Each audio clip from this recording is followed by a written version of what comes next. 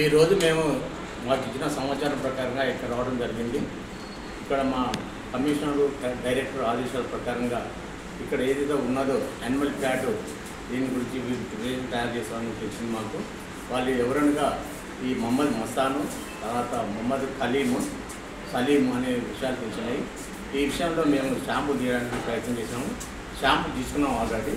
ఈ షాంపూలను మా యొక్క నాచారం స్టేట్ ఫుడ్ ల్యాబొరేటరీకి హైదరాబాద్ పంపిస్తున్నాము. అక్కడ టెస్టింగ్లో నిజ నిదానాలు బయటకు వస్తున్నాయి. ఆ రిపోర్ట్ ప్రకారంగా మేము వచ్చిన ప్రకారంగా ఇక్కడ ఉన్నటువంటి ఏదైతే ఫైల్ను మేము కేసు ఫైల్ చేయడం కానీ జరుగుతుంది.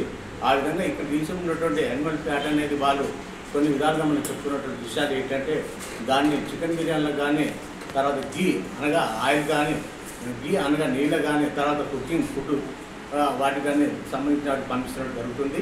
ఈ ఏదైతే నిజ నిర్ధారణటువంటి రిపోర్ట్ వచ్చిన తర్వాత దాని మీద ఏమంటే వచ్చిందో ఆ ప్రకారంగా మేము ఆ రిపోర్ట్లో ఉన్నటువంటి వ్యవహారాన్ని బట్టి మేము కేసు ఫైల్ చేయడం జరుగుతుంది.